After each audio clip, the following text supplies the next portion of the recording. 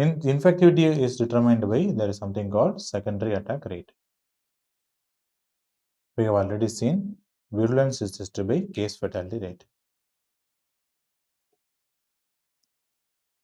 Secondary attack rate is the number of secondary case developed from the primary case. That is called secondary attack rate. Which disease of maximum secondary attack rate? The answer is chickenpox. Okay. So only we should be very careful, or as soon as start the post-exposure prophylaxis for chickenpox with acyclovir. Okay. So 1 to 2 days before and 4 to 5 days after the appearance of the rash, onset of the rash, the chickenpox is highly infective.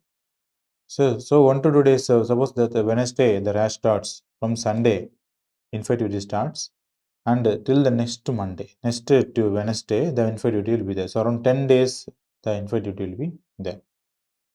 Okay, so 1 week after the appearance of the rash, you remember like that, 1 week after the appearance of the rash, 4 to 5 days. Measles, 4 to 5 days before and 5 days after the appearance of the rash. Okay, so the type of the rash in the measles is called marshland rash.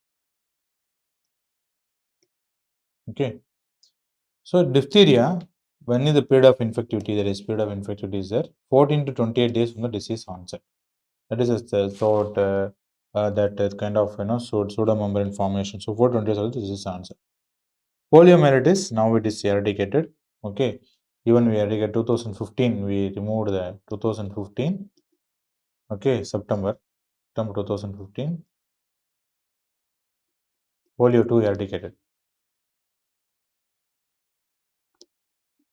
Okay, P3 also eradicated. That is October 2019.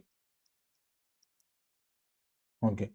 So poliomyelitis 7 to 10 days before and after the onset of symptoms, the infectivity is there. Also remember, chickenpox is otherwise called varicella. It is caused by human herpes virus 3. I told secondary attack rate is very high. It is 90%. Incubation period is 14 to 16 days. Okay. So the rash of the chickenpox rash and smallpox rash. The smallpox rash, will be like this. Okay, it is non-pleomorphic and centrifugal distribution and no dewdrop. Okay, and it is very, very painful. Whereas this is a painless. Whereas the rash of the chickenpox is described as dewdrop on rose petal.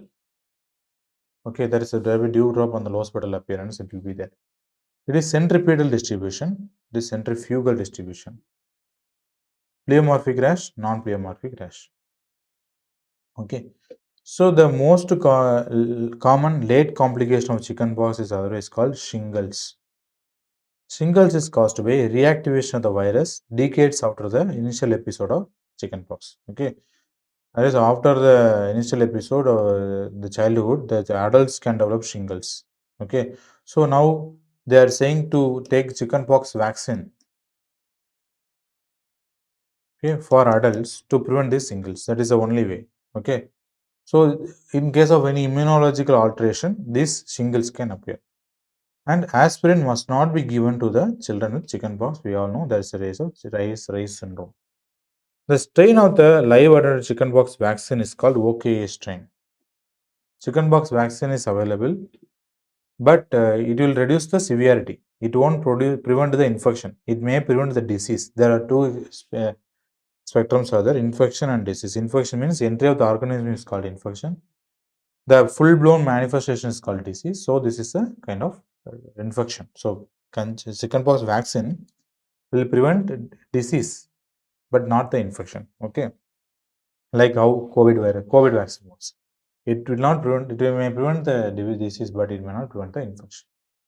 Congenital varicella is most threatening if transmitted in the first trimester of pregnancy. Okay. So what are the infections that transmit in the first trimester of pregnancy and it is lethal is the chickenpox, rubella. Rubella will cause congenital rubella syndrome. Okay. Congenital rubella syndrome is 3 C's. What is 3 C's? 3 C's. Okay. cataract, then cardiac, patent ductus arteriosus, then cochlear deafness. Well, so what are the infections that transmit to the second trimester of pregnancy? Toxoplasmosis. What are the infections that transmit to the third trimester of pregnancy? Okay, cytomegalovirus will get transmitted. Okay, remember three infections that make it that is getting transmitted during the delivery at the time of delivery. At the time of delivery, you can get three infections get and one is called herpes, another is HIV. Okay, then hepatitis C is in third trimester. Okay, hepatitis B.